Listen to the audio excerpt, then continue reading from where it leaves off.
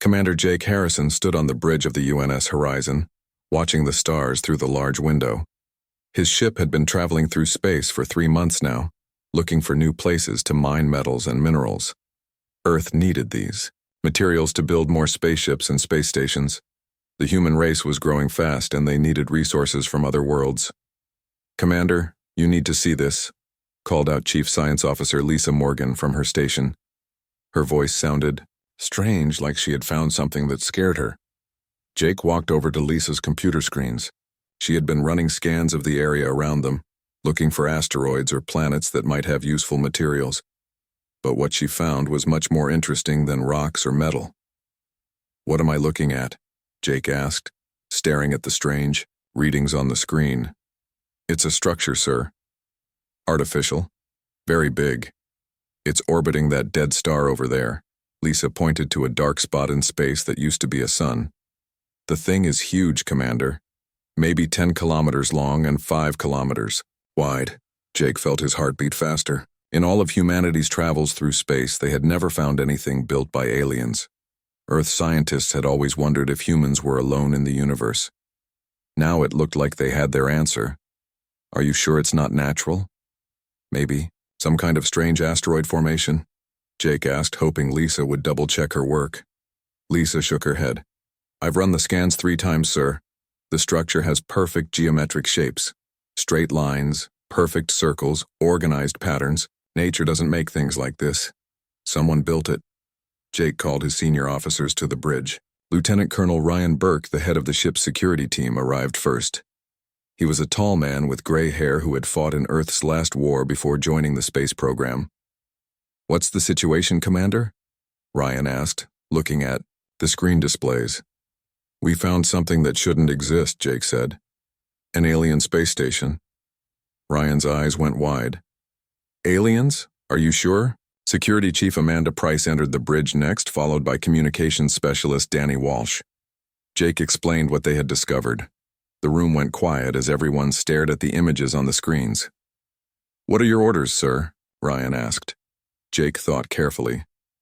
This was the biggest discovery in human history, but it could also be dangerous. They had no idea who built the station, or if anyone was still there. "We're going to investigate," Jake decided. "Ryan, get your team ready for a boarding mission. Amanda, I want full security protocols. Danny, try to detect any signals coming from that station." The next few hours were busy. Jake sent a message back to Earth telling them what they had found, but it would take months for the message to reach home and months more for any reply to come back. They were on their own. Danny worked at his communication equipment, trying to pick up any sounds or signals from the alien station. "I'm getting something, Commander," he said after an hour of work. "It's very faint, but there are electronic signals coming from the structure. It's still active." Lisa continued her scans and made more discoveries. "The station is old, sir. Really old. My computer estimates it could be millions of years old, but somehow it's still working." Ryan prepared his boarding team. They put on their spacesuits and checked their weapons. Nobody knew what they might find inside the alien structure, so they had to be ready for anything. The UNS Horizon moved, closer to the station. As they got nearer, Jake could see more details through the ship's cameras. The station had a dark metal surface covered with strange symbols and patterns. There were areas that looked like docking bays where smaller ships could attach. "Commander, I'm detecting atmosphere inside the station," Lisa reported. "The air seems breathable for humans, though I recommend the boarding team keep their suits on just to be safe." Jake nodded. "Ryan, you're cleared for boarding. Take 5 people with you, stay in constant radio contact. If anything seems dangerous, you get out of there immediately." "Understood, sir," Ryan said. He led his team to the shuttle bay where a small transport ship waited to carry them to the alien station. Jake watched through the cameras as Ryan's shuttle approached the station. The alien structure was enormous up close, making the human shuttle look like a tiny insect next to a giant building. "We found an airlock." Ryan's voice came through the radio. "It looks like it's designed for our type of atmosphere. We're going to try to enter." Jake held his breath as he watched Ryan's team work to open the alien airlock. After several minutes, they managed to get it working. The ancient alien technology still functioned perfectly after all these years. We're inside, Ryan reported. The corridors are dark, but our lights work fine. The gravity feels normal. Everything looks designed for beings about our size. For the next 2 hours, Ryan's team explored the station. They found many rooms filled with strange equipment and computers. The alien technology was far more advanced than anything humans had built, but somehow Ryan's team managed to get some of the computers working. "Commander, you need to hear this." Ryan's voice sounded excited and worried at the same time. "We've accessed their database. This isn't just a space station, it's a monitoring post. And Commander, they've been watching Earth." Jake felt cold, fear run through his body. "What do you mean, watching Earth?" "I mean they have detailed records about our planet, sir, about humans. This station has been observing Earth for thousands of years. And sir, according to these records, we're not the first ones to find this place. There are other species out there. Lots of them. And they all report to something called the Galactic Council." The bridge went completely silent. Everyone stared at each other, trying to understand what this meant. "There's more, Commander," Ryan continued. "Earth is listed in their database as quarantined. We're classified as a threat. They've been watching us and reporting our progress to this council for 50,000 years. Jake realized that everything had just changed. Humanity was not alone in the universe. But the aliens who shared the galaxy with them had been hiding, watching, and treating Earth like a dangerous animal in a cage. The question now was what would happen when these aliens learned that humans had discovered their secret. President Helen Carter sat in the emergency meeting room deep inside the White House. Around the large table sat the most important people from every major country on Earth. The message from Commander Harrison had arrived 3 days ago, and it had changed everything. "Ladies and gentlemen," President Carter began, "what we learned from the UNS Horizon changes everything we thought we knew about humanity's place in the universe. We are not alone, and we have been watched for thousands of years." Director Kevin Brooks from Space Intelligence opened a thick folder full of photographs and documents. "Since receiving Commander Harrison's report, we've been reviewing every unexplained event in human history. UFO sightings, strange disappearances, unexplained technology advances. We now believe many of these events were caused by alien observers." Dr. Rachel Bennett stood up and activated a large screen showing images from the alien station. "The technology, samples brought back by the boarding team are incredible. These aliens have science that is hundreds of years ahead of ours. But more importantly, we've learned how to detect their hidden observation posts." She clicked to the next image, showing a radar scan of space near Earth. "We found them. There are 17 hidden stations in our solar system. Some look like asteroids, others like small moons. They've been watching us all along." The room filled with worried voices as world leaders talked among themselves. The president of Russia leaned forward. "How long have they been there?" "Based on the alien records, some of these posts have been active for over 10,000 years, Dr. Bennett replied. "They've recorded every major event in human history. Wars, technological breakthroughs, the rise and fall of civilizations. Everything." Captain Steve Mitchell, who commanded the spaceship UNS Defiant, spoke next. "My team has visited 3 of these hidden posts. What we found there is both amazing and frightening. The aliens have detailed files on individual humans, scientists, leaders, military commanders. They know more about us than we know about ourselves."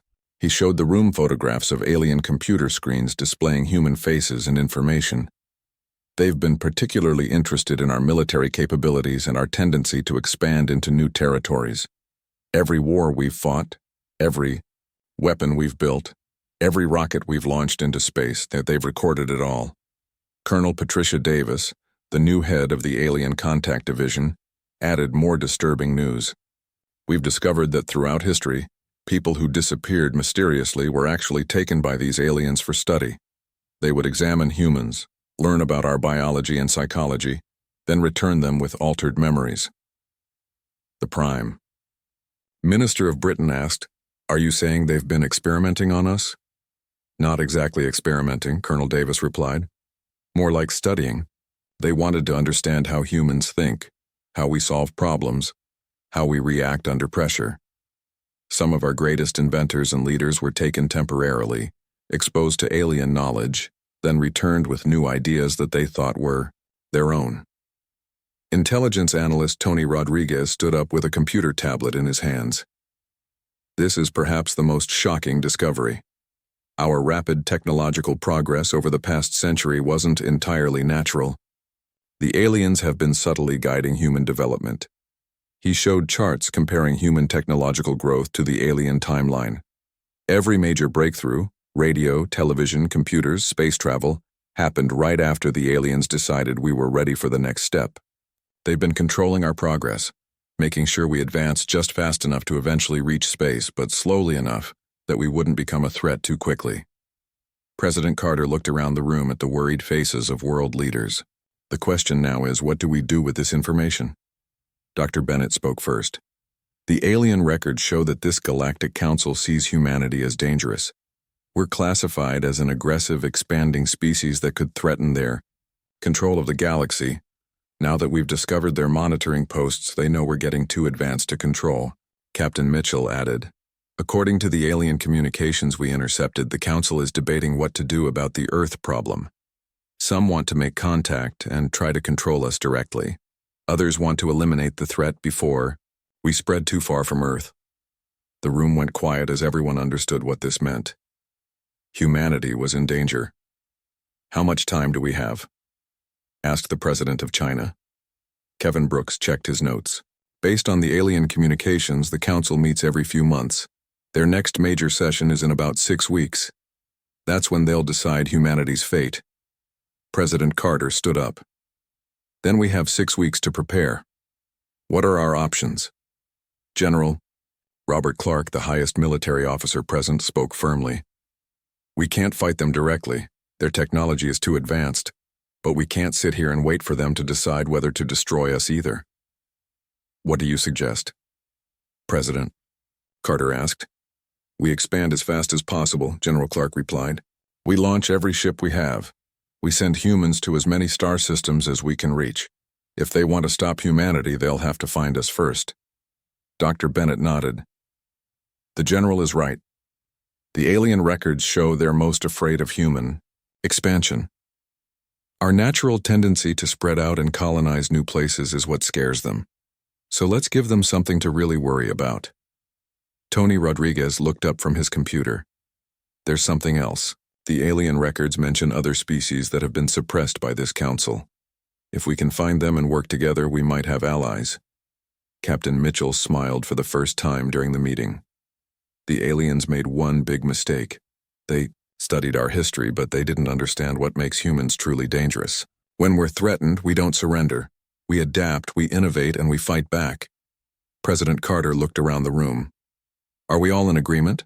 Operation Starfall begins immediately. We launch every available ship toward different star systems. We establish human colonies as far from Earth as possible, and we prepare for whatever the Council decides to do. Every leader in the room nodded their agreement. Also, President Carter continued, we need to tell the people of Earth the truth.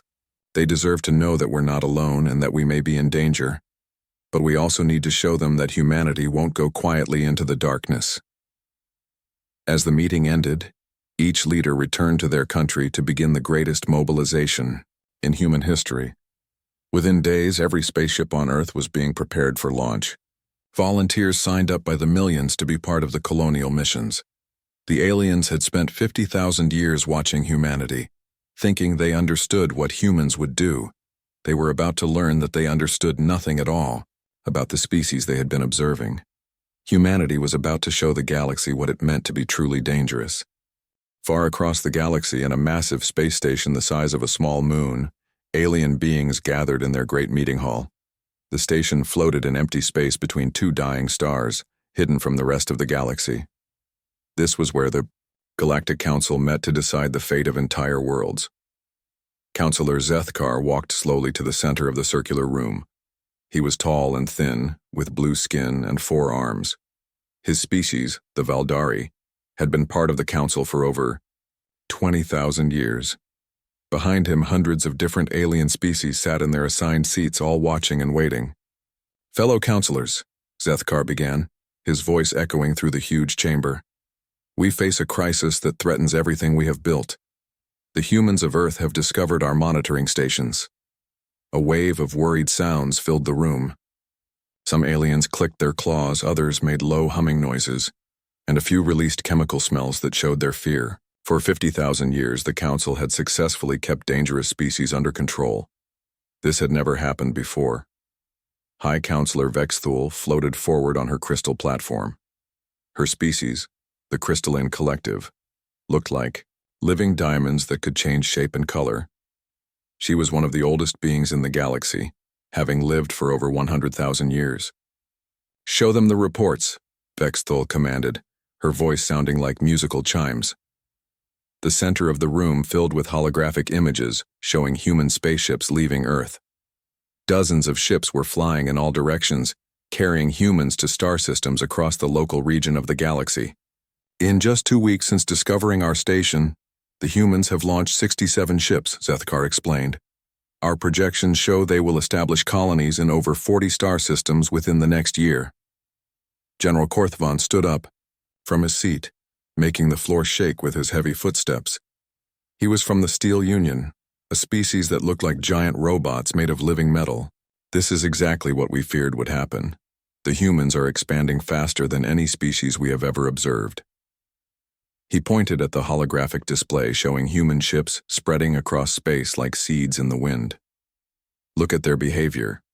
Most species explore carefully, sending 1 or 2 ships to new systems and waiting years before sending more. The humans send multiple ships to dozens of systems at the same time. They take risks that other species would never consider." Counselor Nimthara of the Peaceful Aggregate made a soft trilling sound to get attention. Her species looked like large, gentle creatures covered in soft fur, with huge eyes that showed deep intelligence. "We have studied the human psychological profiles for thousands of years. What makes them so dangerous is not their technology or their weapons. It is their nature." She activated another display showing human behavior patterns. Humans evolved as hunters on their world. But unlike most hunting species, they developed something unique: the ability to work together in large groups while still maintaining individual creativity and initiative. Most species that hunt alone cannot cooperate well. Most species that cooperate well cannot act independently. Humans can do both. The room filled with worried murmurs as the council members discussed this information among themselves. Zethkar continued the presentation. "Our watchers report that human technology is advancing at an impossible rate. They have reverse-engineered our cloaking systems in just days. Systems that took our species centuries to develop. The humans figured out in less than a week." "How? Is this possible?" asked Counselor Grexoth of the Hive Worlds, a species that looked like giant insects with multiple eyes and arms. "Human brains work differently than ours," explained Nimthara. "Where we see complexity, they see patterns. Where we see problems, they see puzzles to solve. They seem to enjoy challenges that other species find frightening or impossible." General Korthvan activated a new display showing human military history. "Look at their wars. Every time humans face a stronger enemy, they do not surrender. They adapt. They create new weapons, new strategies, new ways of fighting. In their most recent global war, they went from simple flying machines to nuclear weapons in just 6 years. The images showed human conflicts throughout history, armies adapting to new weapons, generals developing new tactics, scientists creating better technology under pressure. "What concerns our military analysts most," General Korthvan continued, "is that humans seem to become more dangerous when they are threatened. Most species become more careful and defensive when facing a stronger enemy. Humans become more aggressive and creative." High Counselor Vexthul changed color from blue to deep red, showing her concern. "The reports from our Earth Watchers are even more troubling. Since discovering our monitoring posts, human governments have united completely. Species that have been separate for thousands of years never achieve such cooperation so quickly. Yet humans have formed a single planetary government in just 2 weeks." Counselor Zethkar brought up the final set of data. "Most concerning of all, our intelligence networks report that humans are actively looking for other species that might oppose the Council. They are not trying to hide from us or negotiate with us. They are trying to build an alliance against us." The room erupted in loud discussions, as different species argued about what this meant. "Order! Order!" called High Counselor Vexthul, her crystal body flashing bright white to get everyone's attention. "We must decide what to do about the human problem. We have 3 options." She displayed 3 different plans on the holographic screen. First, we could attempt peaceful contact. We reveal ourselves to humanity and try to bring them into the council under our guidance. Several council members made negative sounds. This option had failed with other dangerous species in the past.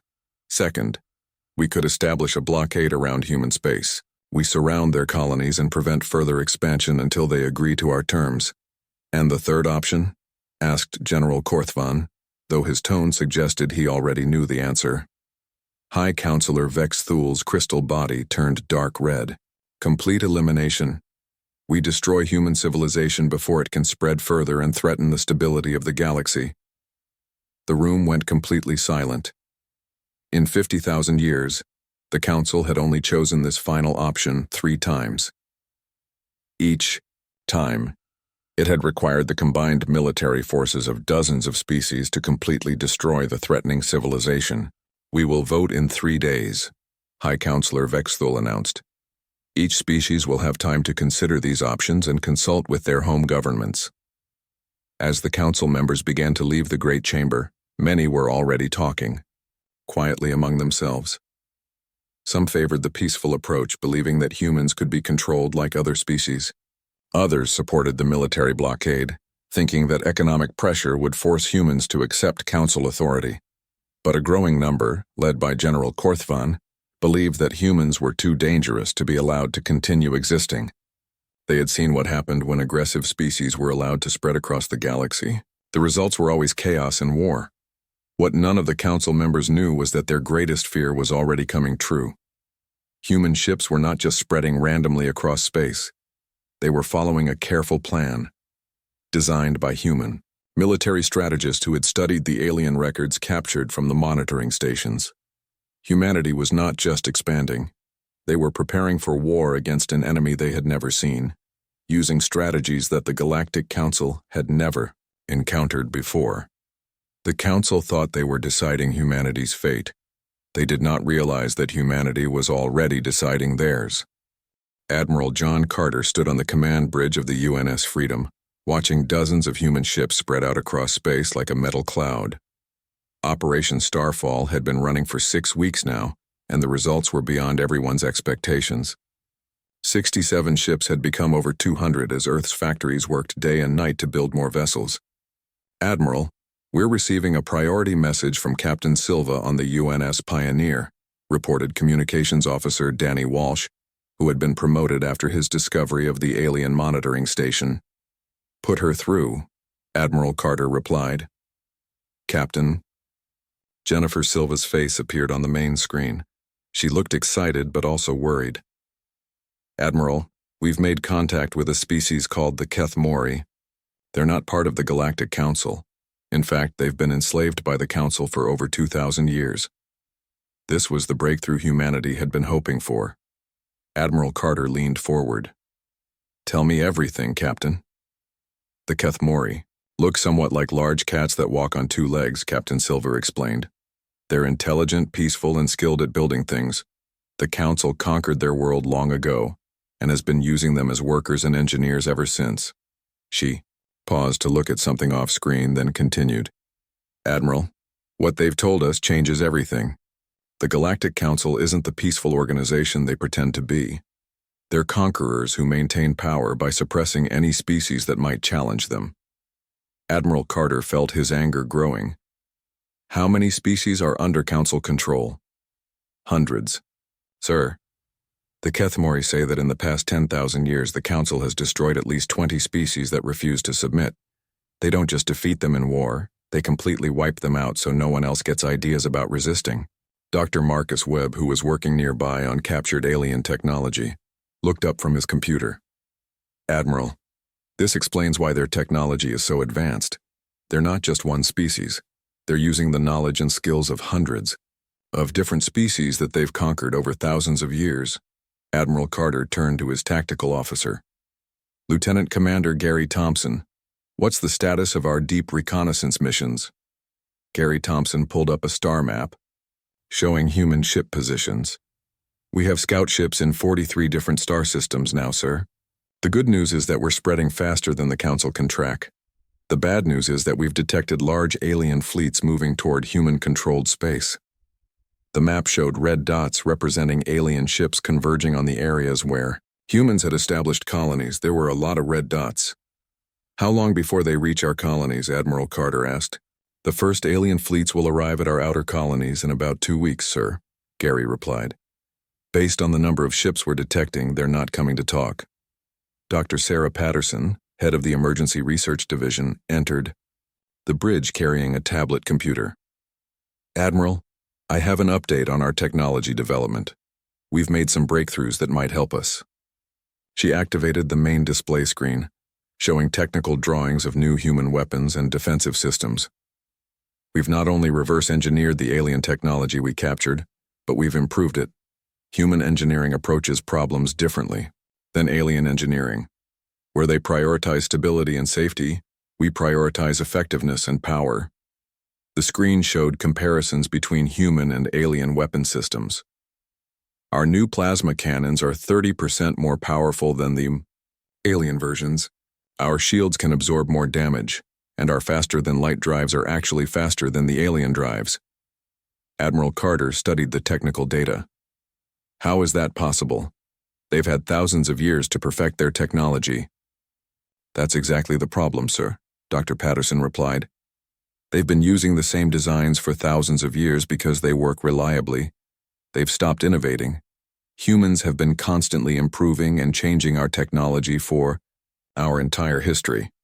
We're not afraid to try new ideas, even if they might fail. Captain Silva's voice came through the communication system again. Admiral, the Kethmori have more information you need to hear. They say the Council has never faced a species like humans before. Most species that reach space technology are either very peaceful or very warlike, but not both. Humans are unique, because we can cooperate peacefully but also fight effectively when threatened. Dr. Marcus Webb looked up from his work again. The Kethmori are right, Admiral. I've been studying the alien databases, and every species the Council has dealt with follows predictable patterns. Peaceful species negotiate and eventually submit. Warlike species fight but usually alone, making them easier to defeat. Humans are doing something the Council has never seen. We're building alliances while preparing for war. Admiral Carter made a decision. Captain Silva, tell the Kethmori that Earth offers them an alliance. We'll help them free their people if they'll help us fight the Council. Gary, send messages to all our colony ships. They need to prepare for attack. Dr. Patterson, how quickly can we equip our ships with the new weapons? The ships already in space can be upgraded in about a week, sir, Dr. Patterson replied. The new ships being built on Earth will have the improved systems already installed. And Admiral, Dr. Webb added, I have something else that might help. We've learned how to break the genetic and psychological conditioning the Council uses to control their slave species. If we can get this technology to the enslaved worlds, they might rebel against the Council. Admiral Carter smiled for the first time in weeks. The Council made a serious mistake when they decided to threaten humanity. They've been controlling the galaxy by keeping species separate and afraid. But humans specialize in bringing different groups together for a common cause. Lieutenant Commander Thompson looked at the tactical display showing the approaching alien fleets. Admiral, even with our new technology and possible allies, we're going to be badly outnumbered. The Council has the military forces of dozens of different species. That's true, Admiral Carter replied. But they're used to fighting species that follow predictable strategies. They study their enemies for years before attacking, learning their weaknesses and planning careful campaigns. They don't know how to fight an enemy that changes tactics constantly and refuses to give up. General Rebecca Stone's voice came through the communication system from the UNS Victory, another major human fleet command ship. Admiral Carter, my intelligence teams have been analyzing the Council's military history. They always fight the same way. Overwhelming force applied slowly and carefully. They've never had to deal with an enemy that fights like humans do. How do humans fight differently? Admiral Carter asked. We improvise, sir, General Stone replied. We adapt our strategies in the middle of battles. We take risks that other species would consider crazy. And most importantly, we don't surrender even when the situation looks hopeless. The Council has never faced an enemy that gets more dangerous when it's losing. Admiral Carter looked around the bridge at his officers. These people represented the best of humanity, intelligent, brave, and determined to protect their species and their new allies. Send a message to all human fleets and colonies, he ordered. The Council is coming to destroy us because they're afraid of what humanity represents. They've controlled the galaxy for thousands of years by keeping species isolated and fearful. But they've never faced a species that refuses to be controlled and won't abandon its friends. He paused, thinking about the millions of humans now spread across dozens of star systems, and the alien species like the Keth Mori who were looking to humanity for hope. Tell them that the age of the Council is ending. The age of freedom is about to begin, and humanity will make sure that no species ever has to live in fear of the Council again. The battle for the future of the galaxy was about to begin. The first battle happened in the Kepler 442 star system, where humans had established a mining colony just 3 weeks earlier.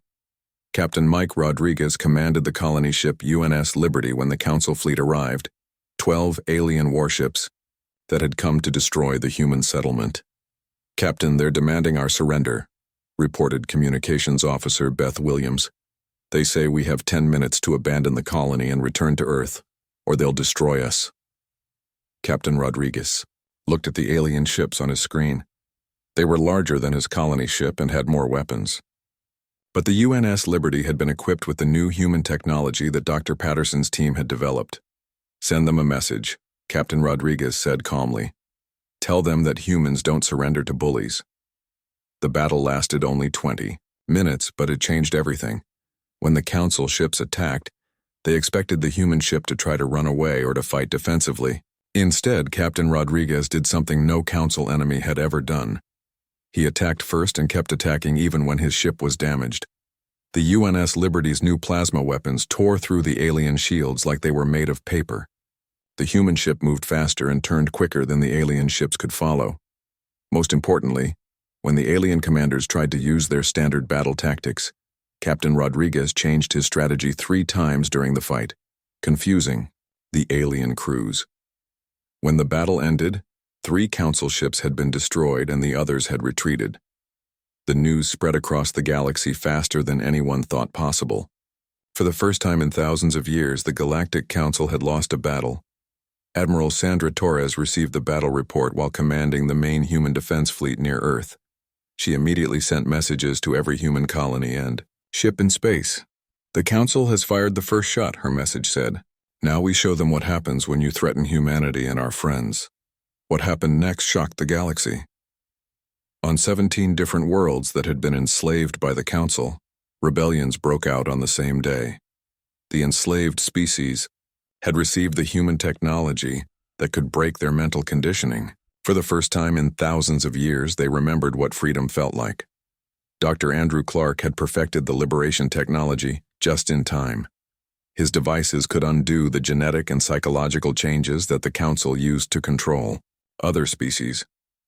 Human ships carried these devices to enslaved worlds across the galaxy. On the Keth Mori homeworld, General Rebecca Stone led a liberation force that included both human soldiers and Keth Mori rebels. But instead of conquering the planet like the Council expected, General Stone did something that amazed everyone watching. After helping the Keth Mori defeat the Council garrison, General Stone announced that humans were leaving immediately. "This is your world," she told the Keth Mori leaders. "We helped you become free, but what you do with that freedom is your choice. We'll be your allies if you want, but we'll never be your masters." This act of unprecedented generosity sent shockwaves throughout Council space. Species that had been enslaved for thousands of years couldn't believe that someone had helped them without expecting anything in return. Within weeks, 23 different species had declared independence from the Council and formed an alliance with humanity. Some were warriors like the Steel Clan rebels. Others were peaceful like the Crystal Singers, and still others were master engineers like the Star Builders. The Council tried to respond with massive military force, sending hundreds of ships to crush the rebellions. But they discovered that fighting multiple enemies at the same time was much harder than controlling them separately. Every time they sent forces to attack one rebel world, 3 other worlds would launch surprise attacks on Council territories. Admiral John Carter coordinated the resistance from his flagship, but he quickly realized that the real victory wasn't happening in space battles. The real victory was happening in the hearts and minds of the enslaved species who were learning that they didn't have to live in fear anymore. The Council's greatest strength, their control over hundreds of different species, became their greatest weakness. Species that had served the Council for thousands of years began to question why they were following orders from beings who treated them like slaves. The war spread across the entire galaxy. But it wasn't the kind of war the Council understood. Instead of massive fleet battles between organized armies, it became a revolution where enslaved peoples everywhere began to demand their freedom. High Counselor Vex Thul called an emergency session of the remaining Council members. More than half of their species had either joined the rebellion or declared neutrality. The crystal being's body flashed angry red colors as she addressed the shrinking assembly. "The humans have done something impossible," she admitted. "They have united our enemies against us. Species that couldn't work together for thousands of years are now fighting side by side." General Korthvan, his metal body showing damage from recent battles, made a final, desperate proposal. "We still have enough military force to destroy Earth itself. If we eliminate the human homeworld, the rebellion will collapse." But it was too late for that strategy, too. Humanity had spread to over 200 star systems by now. Destroying Earth would only make humans angrier, and there were too many human colonies to attack them all. The end came not with a great battle, but with a simple announcement. The Council's oldest member species, the ancient ones who had founded the organization 50,000 years ago, declared that they were withdrawing from Council membership. "We have watched this organization become something we never intended," their spokesperson announced to the galaxy. "We created the Council to bring peace and cooperation to the galaxy. Instead, it became a tool for oppression and control. The humans have shown us what we should have been all along." Within days, the Galactic Council officially dissolved. Some former member species tried to maintain their old territories through force, but without the Council's unified structure, they couldn't stand against the growing alliance of free worlds. Captain Jennifer Silva, now promoted to Admiral, established the first meeting of what became known as the Galactic Alliance. Representatives from over 100 species gathered on a neutral world to discuss how to organize the galaxy without oppression. The Council tried to maintain peace through fear and control, Admiral Silva told the Assembly. "We'll try to maintain peace through cooperation and respect. Every species gets to choose their own path. Every world gets to govern itself. And if anyone tries to enslave or oppress others, they'll answer to all of us." The galaxy was free, but more importantly, it was learning what humans had always known, that freedom was worth fighting for, and that working together was always better than being controlled by others. Dr. Marcus Webb, now serving as Earth's chief diplomat, often reflected on how the Council's plan had backfired so completely. They had tried to hide Earth's existence, to prevent humans from interfering with their control of the galaxy, but by the time they realized their mistake, it was far too late. Humanity had already become what the Council feared most, a force for change that could not be stopped, controlled, or defeated. The age of the Council was over. The age of freedom had begun, and it had all started because the Council couldn't keep Earth hidden forever.